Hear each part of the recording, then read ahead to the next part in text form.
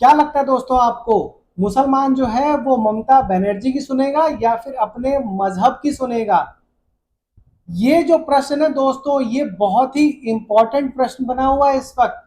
और इसका जिक्र किसी भी आपको ना प्रिंट मीडिया में मिलेगा, ना किसी अखबार में मिलेगा, ना किसी इलेक्ट्रॉनिक मीडिया में मिलेगा। कोई न्यूज चैनल इसके ऊपर डिस्कशन नहीं कर रहा है। क्या है ये प्रश्न? आखिर जो मुसलमान है उसको ममता बनर्जी और मजहब में से क्यों चुनना पड़ रहा है? इसी को लेकर मैं वीडियो लेकर आया हूं दोस्तों। दरअसल हुआ क्या है कि पहले फेज के जो इलेक्शंस हैं वो तो बंगाल में खत्म हो चुके हैं, और वो मोस्टली मुस्लिम डोमिनेटेड इलाके के ही थे। लेकिन अभी भी कुछ ऐसे इलाके बचे हुए हैं जहां पर कि मुस्लिमों का वोट मायने रखता है। लगभग 20% से लेके 35% तक अभी भी ऐसी कुछ सीटें हैं जहां पे कि मुसलमान जो है वो सीट आपको जितवा सकता है। तो हुआ क्या है कि ममता बनर्जी ने उन सभी मुसलमानों से अपील की है जो कि हज पर जा रहे हैं इस वक्त। उन सभी से अपील की है कि कृपा करके आप अपना हज पर जाना जो है वो डिले कर दें। अभी आप हज पर ना जाएं, पहले 29 तारीख को आप वोट दें और उसके बाद हज पर जाएं। अब सोचिए दोस्तों, कितनी गलत बात है। एक मुसलमान, क्या आपको लगता है कि ममता बनर्जी के लिए अपना हज पर जाना डिले कर देगा? मुझे तो नहीं लगता, किसी भी एंगल से नहीं लगता कि मुसलमान जो है ममता बनर्जी की एक भी मुसलमान ऐसी बात सुनेगा। वो स्ट्रेट अवे जो है इसको बिल्कुल दरकिनार कर देगा। जब मुसलमानों के पास अपना नेता हो जाएगा, फरहाद हकीम जो उन्हीं की पार्टी का नेता है और इस वक्त कलकत्ता का मेयर है, उसने तो क्लियरली बोल भी रखा है कि जिस दिन हम लोग 50% हो गए उस दिन हम लोग यहाँ पर जो है वो उर्दू लागू कर देंगे। उस गधे को वैसे ये नहीं पता कि भाई साहब, बांग्लादेश जो पाकिस्तान से अलग हुआ था वो इसीलिए हुआ था क्योंकि वो लोग जबरदस्ती वहां पे जो है वो उर्दू जो है वो चेप रहे थे। उनको बांग्ला ही अपनी रखनी थी भाषा, इसीलिए ही पाकिस्तान से अलग हुआ था पूर्वी पाकिस्तान यानी कि बांग्लादेश। तो कोई भी बंगाली, चाहे वो हिंदू हो या मुसलमान, वो कैसे जो है वो ये चीज कह सकता है कि उर्दू यहाँ पर लागू हो जाए। खैर, बात अब इस चीज की कर लेते हैं दोस्तों कि आखिर ममता बनर्जी ने ऐसी अपील क्यों करी और हज को लेकर क्या जो है वो चीजें चल रही हैं। ये मैं आपको बताता हूँ दोस्तों कि हज की प्रक्रिया जो है ना वो 16 अप्रैल से शुरू हो गई थी। शुरू तो खैर उससे पहले से ही हो गई थी। 16 अप्रैल को पहला जो है जत्था, तकरीबन 1500 लोगों का जो है जत्था, यहाँ कलकत्ता से जो है वो उड़कर गया था सऊदी अरब। एक महीने के करीब जो है वो लोग रहते हैं हज पर। दो दो हज हाउस बना रखे हैं कलकत्ता में भाई साहब। मुसलमानों को जो है वो वहां पे वो लोग रहते हैं, किस तरीके से सऊदी में बिहेव करना है, क्योंकि पूरा एक महीना रहना होता है उनको, किस तरीके से वहां पे पूजा करनी है। और ये सब होता है सरकारी खर्चे पर। उनको लेकर आना, उनको हवाई जहाज में बिठाना, हवाई जहाज की टिकट उनको खरीदनी पड़ती है। लेकिन जिस भी इलाके में वो रहते हैं वहां से उनको लेकर आना, फिर उनको पूरी ट्रेनिंग देना, वहां पे उनके रहने खाने पीने का इंतजाम करना हज हाउस में ही होता है कलकत्ता में। और जितना वो सामान लेके आते हैं, क्योंकि बहुत ज्यादा सामान होता है उनके पास, एक महीने के लिए रहने जा रहे हैं वो लोग, उसके लिए ट्रकों में भरकर जो है सामान जाता है एयरपोर्ट की तरफ।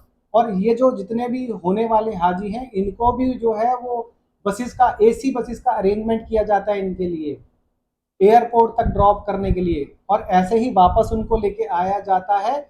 और तो और ममता बनर्जी अपनी तरफ से स्पेशली खादिम अपॉइंट करती है इनके लिए। खादिम मतलब आप एक तरीके से समझ लीजिए, खादिम का मतलब मुसलमान में उर्दू में बोला जाता है नौकर। खादिम कई सारे अपॉइंट किए जाते हैं जो कि इनके पहुंचने से पहले ही सऊदी अरब पहुंचे हुए होते हैं। तो वहां पे उनकी जो जो भी कुछ उनसे रिलेटेड है, होटल बुक कराना, किसी का कुछ खो गया है तो वो उसके लिए कंप्लेंट करना, किस तरीके से रहना है, क्या कपड़े पहनने हैं, कहाँ पे अपने जो है आप बाल उतरवा सकते हैं, शेव वेव करवा सकते हैं, उन सब चीज़ों की जानकारी देता है।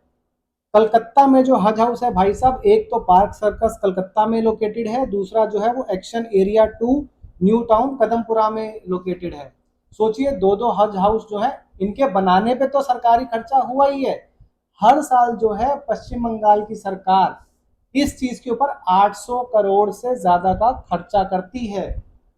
सोचिए, अभी 16 अप्रैल को पहला जत्था गया था 1500 लोगों का। उसके बाद से लगभग लगभग आप मान के चलिए कि 3 एक हजार के करीब लोग हर रोज जा रहे हैं।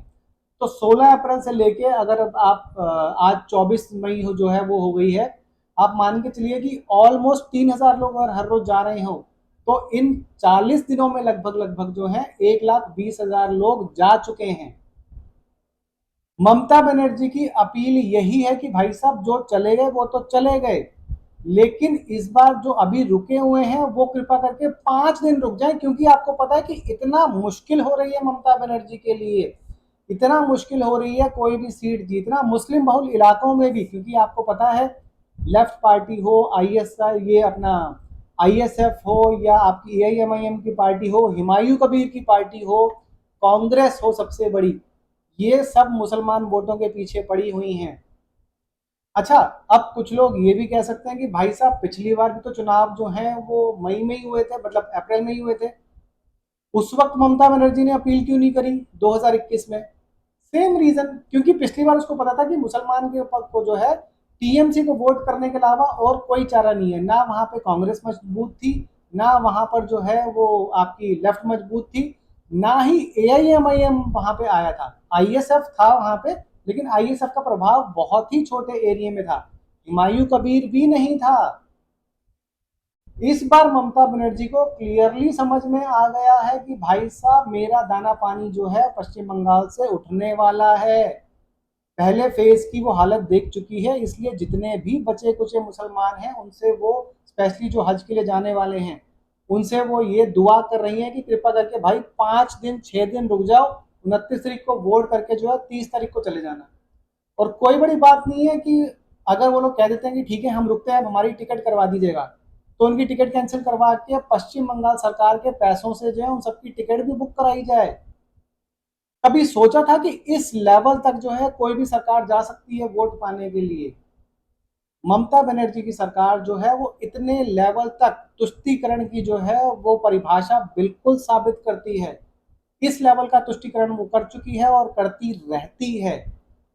कहने को ठीक है वो 1-1 लाख रुपए जो है वो जितने पूजा पंडाल होते हैं उनको दे देती हैं, उनका भी अलग से बजट है, लेकिन इस तरीके का तुष्टीकरण क्यों करना है, किसी के भी साथ क्यों करना है? चाहे पूजा पंडाल का हो, चाहे आपका जो है वो हज यात्रा का हो, अपने पैसों से जाइए ना। और हज में तो सब्सिडी वैसे भी हराम है, आपको अपने पैसों से ही जाना है, आपको ब्याज पे पैसे नहीं ले सकते आप, क्योंकि ब्याज वैसे ही इस्लाम में हराम है। आपको खुद के पैसे अरेंज करके हज पे जाना चाहिए, लेकिन फिर भी सरकार अरेंज करके देती है और ये लोग जो है हज पे जाते हैं। अब सोचिए आप लोग, ये खबर आपको किसी भी मीडिया चैनल ने नहीं दिखाई होगी, ये जो न्यूज है ये किसी भी अखबार में नहीं छपी होगी।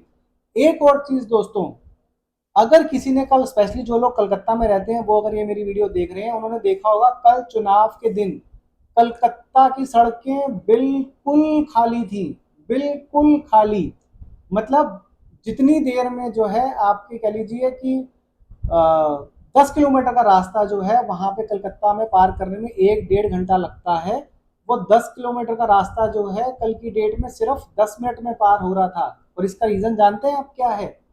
इसका रीजन यही है कि जितने भी मुस्लिम रहते थे कलकत्ता और उसके आसपास के एरिया में, मोस्टली वो लेबर वाले ही थे, सारे के सारे जो हैं वो सारे के सारे या तो मुर्शिदाबाद चले गए वोटिंग करने, या फिर मालदा चले गए, या फिर उत्तरी दिनाजपुर और साउथ दिनाजपुर चले गए, जहां जहां उनका वोट था वहां पर चले गए।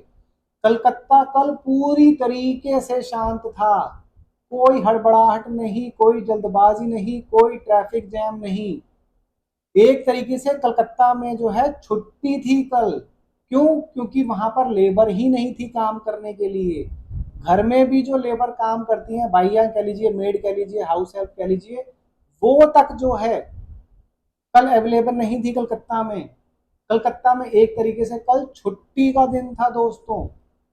आप सोच सकते हैं कि वो लोग मालदा में, मुर्शिदाबाद में, या कहाँ कहाँ रहते हैं, वो सारे के सारे यहाँ पर कलकत्ता काम करने आते हैं।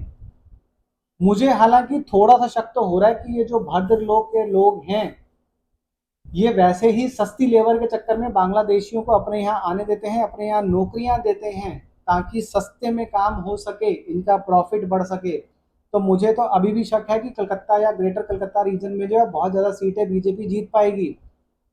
हालांकि कुछ भद्रलोक के लोगों की जो है वो आंखें खुली हैं, तो देखते हैं कि हम लोगों को शायद हो सकता है कि बीजेपी कलकत्ता और ग्रेटर कलकत्ता के रीजन में जो है वो अच्छी खासी सीटें जीत के ले जाए। ना भी जीत पाए तो बाकी सारा रीजन ऐसा है दोस्तों कि उसमें तो ये सीटें आराम से जीत कर लेके जा ही पाएगी। और एक चीज बता दूं दोस्तों, चलिए वो मैं आगे आने वाले डिस्कस करूंगा आगे आने वाले वीडियो में कि बंगाल में फर्स्ट फेज में बीजेपी को कितनी सीटें अब फाइनली मिलने जा रही हैं, उसका मैं किसी और वीडियो में जो है डिस्कशन करूंगा। पर ये जो खबर है दोस्तों, मुझे लगा कि आप लोगों को बताना बेहद जरूरी है कि ममता बनर्जी ने जो है ये स्पेशली अपील करी है मुसलमान लोगों से कि आप अपने हज को जो है वो डिले कर दें 5-6 दिन के लिए, 29 तारीख को वोट करने के बाद आप जाएं। और मुसलमान बिल्कुल क्लियर है, बिल्कुल क्लियर है, वो ममता बनर्जी की बात कभी नहीं सुनेगा क्योंकि उसके लिए हमेशा मजहब ही आगे है। उसके लिए जब देश आगे नहीं है, अपना राज्य आगे नहीं है, उसके लिए सिर्फ और सिर्फ अपना मजहब ही आगे है, तो वो अपने मजहब की ही सुनेगा। तो ममता बनर्जी जी, आप कितनी ही अपील क्यों ना कर लें, मुसलमान आपकी एक नहीं सुनने वाला। अगर उसको हज पर जाना है तो जाना है, अगर उसको ममता बनर्जी और हज में से किसी एक को चुनना पड़ेगा ना, तो वो शायद एक नैनो सेकंड के भी नैनो सेकंड में भी नहीं सोचेगा और वो हज को ही चुनेगा। ममता बनर्जी को वो कभी नहीं चुनेगा हज के आगे। ये मैं आपको बिल्कुल क्लियर कर देना चाहता हूं। अगर आपको लगता है कि आपकी अपील से एक मुसलमान भी रुकने वाला है तो आपकी बहुत बड़ी गलतफहमी है। ये ऐसा कभी नहीं होने वाला। आप ये जो चीज है ये हार चुकी है, ये युद्ध वेस्ट बंगाल से आपका सुपड़ा साफ होने वाला है और ये बात आप अच्छे तरीके से जानती हैं। मुझे और कुछ कहने की जरूरत नहीं है, दूसरा वीडियो लेके आऊंगा उसमें सारी बातें बताऊंगा कौन सी चीज कहाँ पे क्या हो रही है, कितनी सीटें जीत रही हैं ममता बनर्जी ने। फर्स्ट पोल जो हुआ है फर्स्ट फेज, उसके बाद क्या बोला है उन्होंने। तो दूसरे वीडियो का इंतजार कीजिएगा दोस्तों, वो वीडियो भी जल्दी लेके आता हूँ, शाम को 6-7 बजे तक वो वीडियो भी जो है अपलोड हो जाएगा। आप सभी लोगों का ये वीडियो देखने के लिए बहुत बहुत धन्यवाद दोस्तों, और चैनल पर नए हैं तो चैनल को सब्सक्राइब जरूर कर दीजिएगा। वीडियो को लाइक आपने कर ही दिया होगा, चैनल को शेयर भी कर दो यार, इंटरेक्शन बढ़ती है। कमेंट सेक्शन में आप जय माँ काली या जय श्री राम कुछ भी जो भी चाहें वो लिखकर भेज सकते हैं। आप सभी लोगों का ये वीडियो देखने के लिए बहुत बहुत धन्यवाद दोस्तों। फिर मिलते हैं जल्दी दूसरे वीडियो में, ठीक है, बाय बाय।